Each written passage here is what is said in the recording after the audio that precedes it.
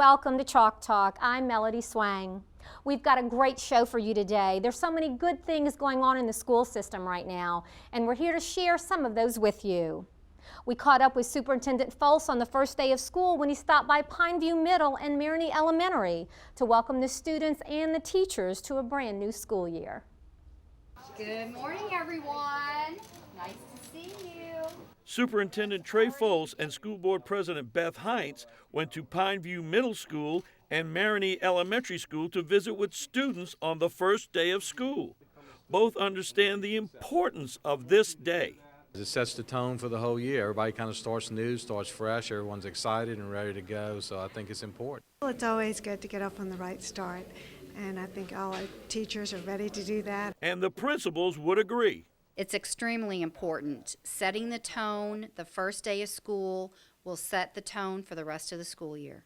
It's very important because it sets the tone for our whole year. As the kids come in, we want them to feel welcome. This is their home away from home. To make our schools feel like home, a lot of work was done leading up to this day. I saw teachers preparing, buying things for their classroom. I saw administrators working every day. And I think it just shows all the hard work that everyone did over the summer certainly paid off. It looks like we're having a really good start to the school year. It took a lot of hard work and organization, the custodians, the cafeteria staff, teachers, faculty, support personnel, all of us working together. All that work had Pineview Middle looking good.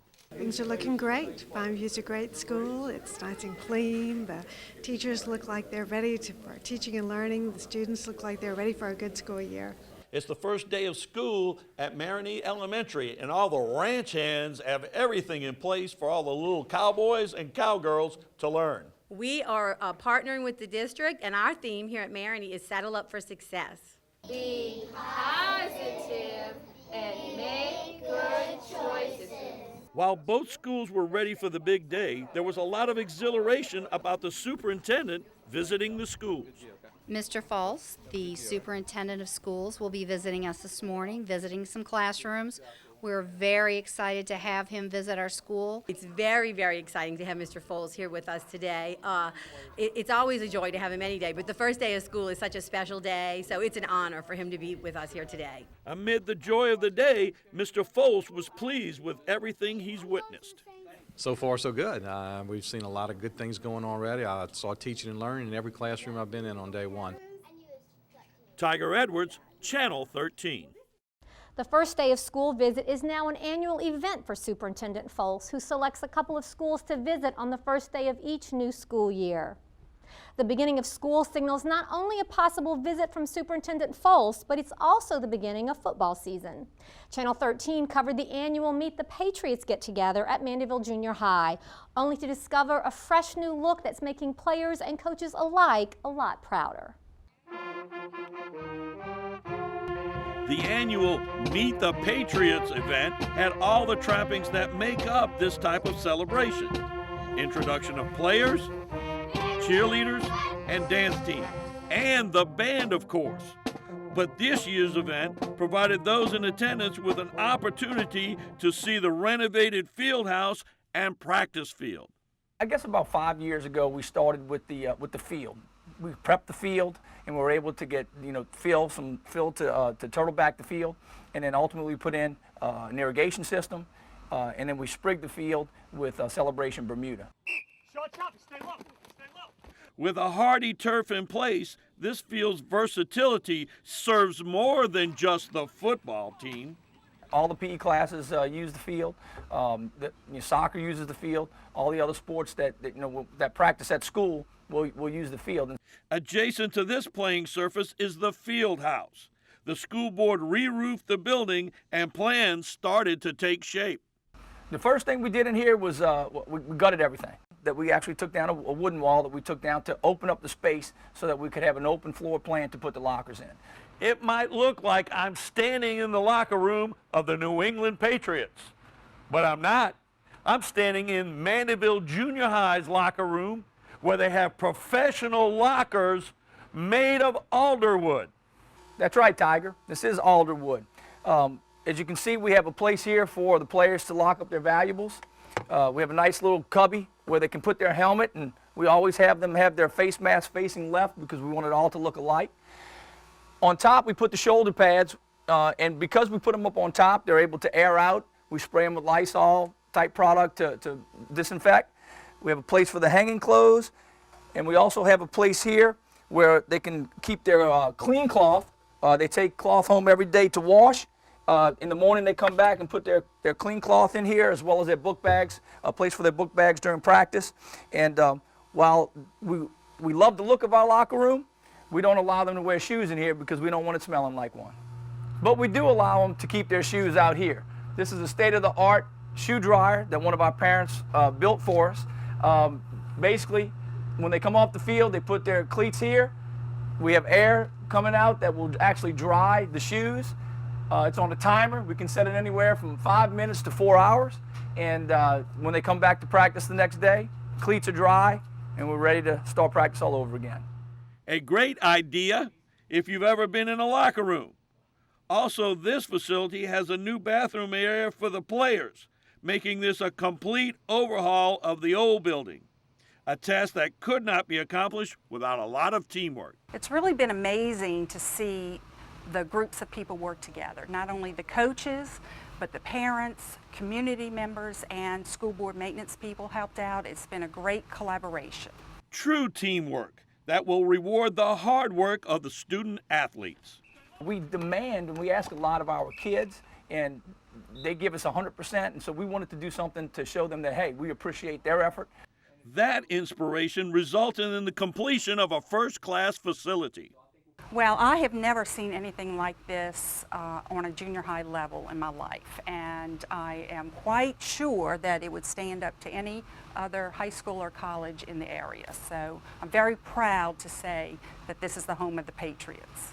Tiger Edwards, Channel 13. Coach Nelson also noted that the Celebration Bermuda grass that's now on the field at Mandeville Junior is the same type used in LSU's Tiger Stadium and at the Raymond James Stadium, home of the Tampa Bay Buccaneers. Pretty impressive. We'd now like to introduce you to our new group of Channel 13 interns for this school year. These aspiring young broadcasters come to us from across the parish. They travel to our studio here at the Treen Technology Center in Mandeville each day throughout the school year.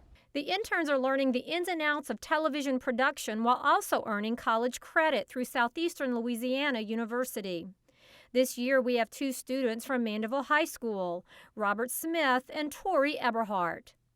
Maya Cantanzero is a student at Fontainebleau High School, while Jake Ricca travels here from North Shore High in Slidell, and Rick O'Connell comes from Covington High School. The interns will be perfecting their skills regarding camera use, lighting techniques, script writing, editing, and reporting. All of the staff here at Channel 13 work with the interns, but Channel 13's John Harrison is the official intern teacher.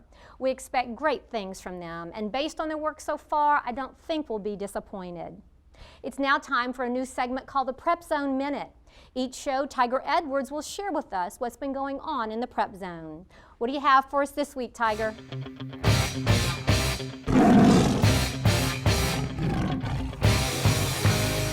Well, Melody, volleyball season is well underway in the prep zone. We've already covered 1/3 of the schedule. We caught some early game action from Pearl River at Salmon, where senior Megan Brown put together a string of plays in the first set to help propel the Lady Spartans to a big win over the Lady Rebels. In the middle, that hit. Saved. First points of the game, Megan Brown. Price with the dig, Brown with the set, and Megan Brown blisters it down there. Next up is a heartwarming story coming out of Slidell, where members of the North Shore High community, in conjunction with the Hurricane Swim Club, competed in the Saints Back to Football 5K run under the name Team Coach Kelly, in honor of longtime swim coach Ed Kelly, who passed away recently.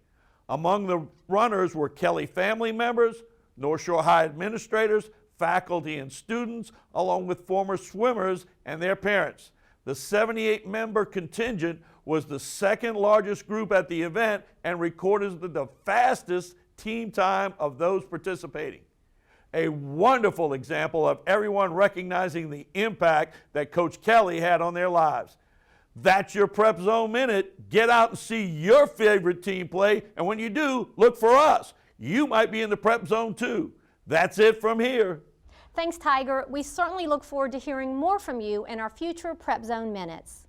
Let's head back to the Treen Center for the first principals meeting of the new school year. Along with the usual updates and professional development, Superintendent Foles asked administrators to participate in a food drive to help replenish supplies at the Covington Food Bank. Administrators from all the schools in the parish responded quickly to a request from their superintendent. Last week we got a call from the Covington Food Bank that they were running short, so I just thought it was a good opportunity, knowing our principals always want to do something for the community, and we put out a word late on Friday, and as you can see, the participation has been wonderful. A huge humanitarian response by school system leaders. The Covington Food Bank has struggled, as I think many of our food banks across our parish and across the nation have done lately. So it's just another small way that our principals can give back into the community. This demonstrates a genuine concern of the administrators and the central office personnel of the school board in order to help the people that are in need right now. But we certainly think we do have that responsibility as leaders in our community, as a school system. You know, when you have 38,000 students and as many employees we do, we have a responsibility, and I think every time we've asked, our people have certainly stepped forward. And this effort did not go unnoticed. When individuals such as the administrators of the public school system take it upon themselves to donate this volume of food to us, it shows their commitment to the people in our community who are less fortunate and who require the support of others within our community. Before food bank workers can distribute food over there, they must accept and sort food over here. We serve on average about 115 households a day. That's 6,000 to 6,500 pounds of food that we are distributing to the people in our community. So any and all donations that come into our facility are basically handled, sorted, packed, and put back in boxes and goes out pretty much the same week.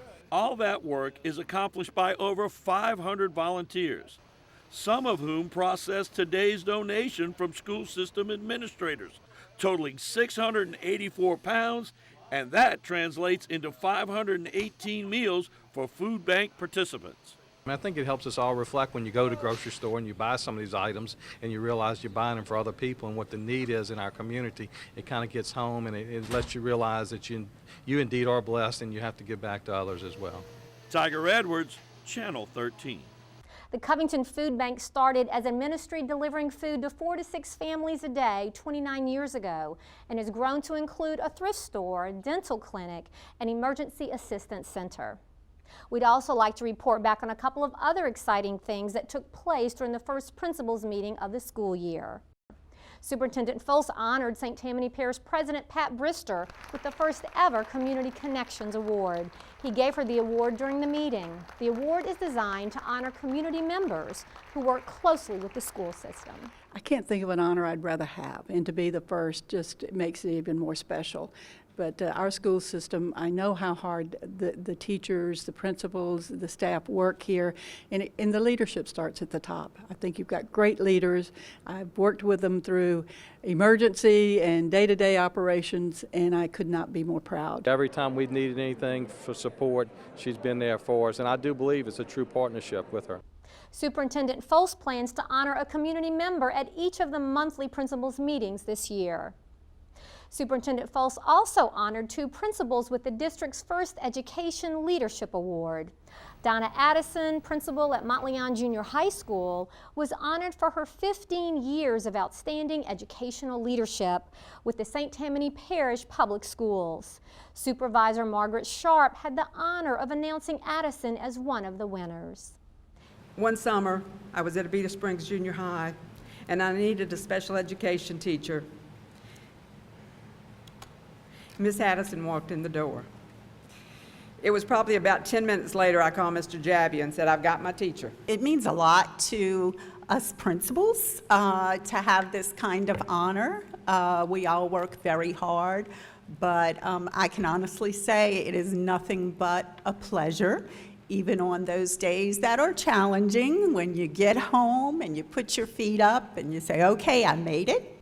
St. Tammany Junior High Principal Vincent DeCarlo also received an Educational Leadership Award for his 16 years of outstanding educational leadership with the school system. Slidell High Principal Billy Percy spoke highly of DeCarlo when presenting him with the award. Vinny made a difference in the lives of students at Slidell High School. I know he continues to make a difference in the lives of students at St. Tammany. I think the world of him, and I will always be grateful for the support he gave me. I'm up here because I am the product of two principals. I learned from Joe Buckaron, who was the ultimate micromanager, and I learned from Billy Percy, who was the ultimate delegator. My style is in between. They taught me the importance of surrounding yourself with people that make you look good. You cannot survive without it. The Leadership Recognition Award will be given at the monthly principals meetings in appreciation for a principal's contributions and dedication to the school system. We'd now like to take a moment to honor another administrator who has served the district well for over 33 years. Elementary Supervisor Roxanne Lagarde retired recently after over 33 years of service to the students in the school district. Channel 13 produced a video highlighting the talent and dedication of Roxanne. Let's watch it now.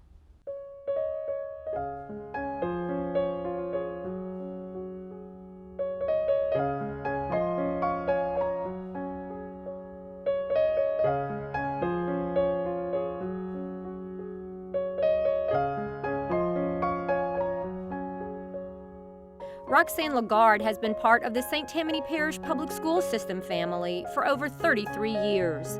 She has brought her intelligence, her experience, her creativity, her class, grace, and charm to every position she has held. Roxanne began her career teaching junior high students, where she combined her background in design with her love for teaching.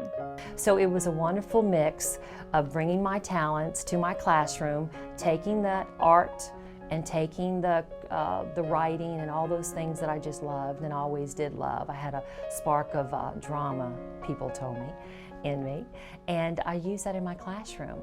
People along the way recognized her talents and encouraged her to become a principal. For Roxanne, these were opportunities to have an impact on even more students. I became the principal at C.J. Shane Middle School and worked there for 2 years. They were closing the school and making that transition to Pineview Middle School, and so I knew that going in, but it was a wonderful 2 years.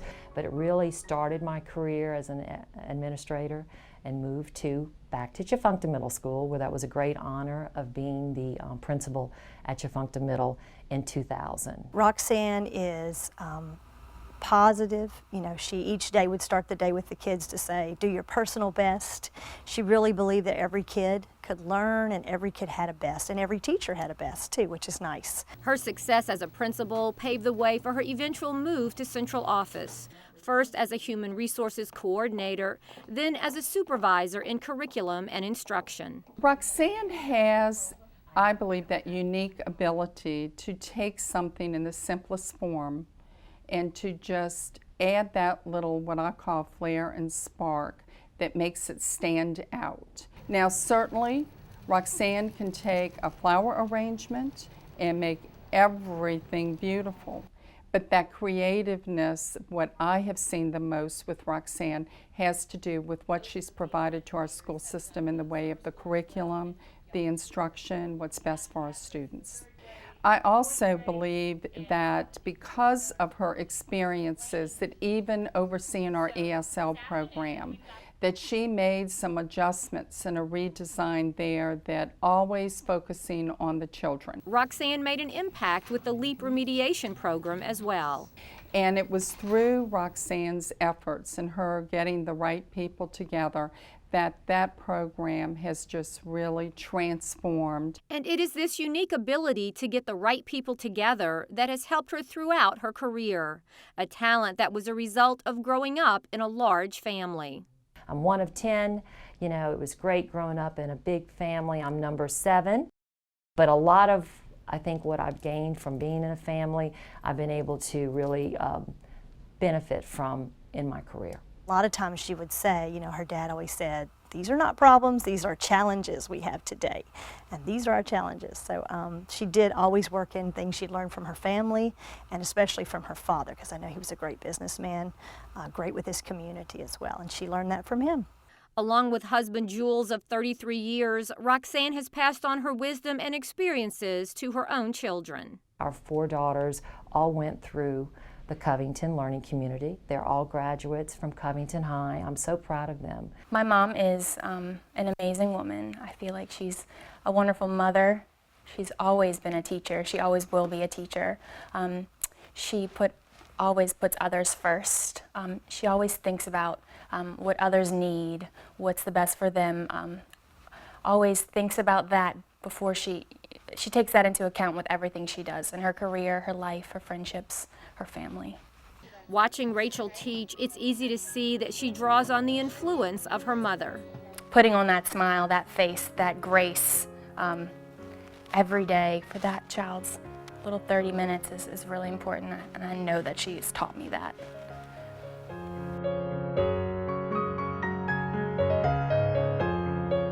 And in each of the positions that she's held, she has certainly touched every child every day. And because of that, that legacy is going to continue. She made an impression on me as a person, you know, just to be a better person inside and out. She brought joy to my life and a blessing. Her legacy is she made Chavanta a beautiful, fun-loving school, but other than that, she changed us all as people. I think it's the caring, the passion that she has for educating, and always wanting to do more than her best. She always puts everything, heart and soul, into everything, that any task that she sees is going to make a difference. And I think that that's what I'll always hold in my heart with Roxanne. Giving it her all, the little bit of extra detail, the little bit of extra class, and then always smiling, always being a friend to everyone, whether it was her students, her custodians, her fellow co-workers. Everyone is at the top. Everyone's even. Everyone's the most important, and I feel like that's a legacy that I hope that that people are left with when my mom leaves her office for the last time. A legacy that will continue not only in Rachel, but in anyone who has been fortunate enough to have been taught by, led by, or worked alongside Roxanne Lagarde. Perhaps the most telling quality of all regarding this beautiful, elegant, creative, and intelligent educator, wife, mother, and now grandmother is that she knows and has always known what it's really all about. If I had to think about what I hope that I made a difference in, it's the children. The children.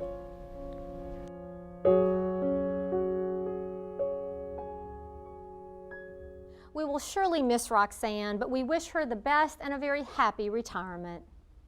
And finally, here's another new segment we've added to Chalk Talk. Channel 13's Rhett Sharp will share what's trending in the school district. So let's head across the hall right now where Rhett is ready to share the latest with us. Thanks, Melody. Here's what's trending now in and around our school system. Author Lisa Fraser Page, an award-winning newspaper editor and journalist, visited Boyette Junior High School recently to tell a gathering of students about her book entitled A Mighty Long Way, which tells the story of Carlotta Walls Lanier, one of the Little Rock Nine. Miss Page spoke at Boyette this month because of the 50th anniversary of the March on Washington for Civil Rights. 2 Mandeville area students had their flag design artwork posted on the Louisiana Governor's official website. Ethan Thibodeau, a 4th grade student at Chafuncta Middle, and Anna Grace Branch, a 2nd grade student at Pontchartrain Elementary School. The monthly youth art exhibit showcases student talent from around the entire state and is part of Louisiana's First Lady Sapria Jindal's initiative to feature young artists. 4 graduates from St. Tammany Parish Public High Schools were awarded scholarships earlier this month by the Louisiana Restaurant Association Education Foundation to further their culinary and hospitality-related studies. Sabrina Bodenheimer from Lakeshore High, Laura Hodgson from Salmon High, and Nicholas LaCicero and Melissa McGuire, both from Mandeville High School. In total, the LRAEF, through its scholarship fund, awarded $51,000 in scholarships to 24 students across the state. And finally, Superintendent Trey Fols took part in a presentation on school safety at the August meeting of the St. Tammany Commission on Families. He was joined by St. Tammany Parish Sheriff's Office Chief Deputy Brian Traynor and Deputy Chief Joe Jarrell in presenting information about plans in place to ensure the safety of local students. And that's what's trending now in St. Tammany. Back to you in the studio, Melody. Thanks, Rhett. We look forward to hearing more from you in our next show. And remember, you can watch all of our shows in all kinds of ways. We're on Charter Channel 13 on the North Shore, AT&T U-verse Channel 99, both North and South Shore. We're live streaming from our webpage. To find our broadcast schedule, just go to stpsb.org and follow the link to Channel 13. From our website, you can also watch our shows on our video on demand page. And don't forget, we're also on YouTube. Just search Channel 13 St. Tammany Schools. Finally, you can also keep up with the latest happenings in the school system by liking our Facebook page and following us on Twitter. So thanks for watching this edition of Chalk Talk. We'll see you next time. Take care.